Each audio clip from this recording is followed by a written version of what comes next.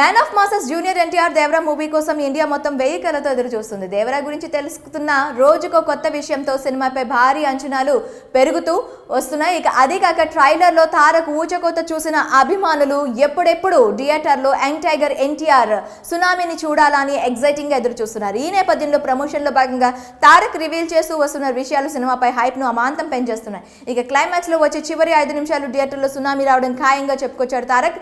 ఈ న్యూస్ ఇప్పుడు ఫ్యాన్స్ ని నిద్ర పట్టకుండా చేస్తోంది. సెప్టెంబర్ 27న దేశవ్యాప్తంగా సినిమా థియేటర్లో దేవరా సునామీ సృష్టించబోతుంది. ఇందుకోసం యంగ్ టైగర్ ఫ్యాన్స్ తో పాటుగా సగటు సినీ అభిమానులు కూడా క్యూరియాసిటీతో వేచి చూస్తున్నారు. మా దేవర కథ.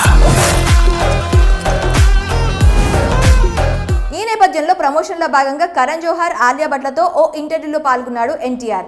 ఈ క్రమంలో సినిమాకు సంబంధించి వెల్లడించిన విషయాలు ఇప్పుడు ఇండస్ట్రీతో పాటుగా సోషల్ మీడియాను షేక్ చేస్తున్నాయి. అంతేకాక ఫ్యాన్స్ కు నిద్ర పట్టకుండా చేస్తున్నాయి. దేవరాలో చివరి 30 నుంచి 40 నిమిషాలు మీరు ఊహించలేరని ముందు నుంచే తారక్ చెప్పుకొస్తున్నాడు. అయితే ఇప్పుడు క్లైమాక్స్ లో వచ్చే చివరి 5 నిమిషాలకు థియేటర్లో సునామీతో విధ్వంసం వస్తుందని తారక్ వెల్లడించాడు.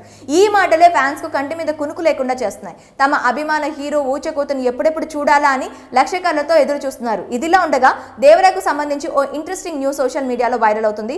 దేవరా క్లైమాక్స్ లో బాహుబలి కట్టప్పని ఎందుకు చంపాడు అన్న రేంజ్ లో ట్విస్ట్ ఉండబోతున్నట్లు టాక్. ఇందుకు సంబంధించి director Koratala Shiva master plan వేసినట్లు తెలుస్తోంది.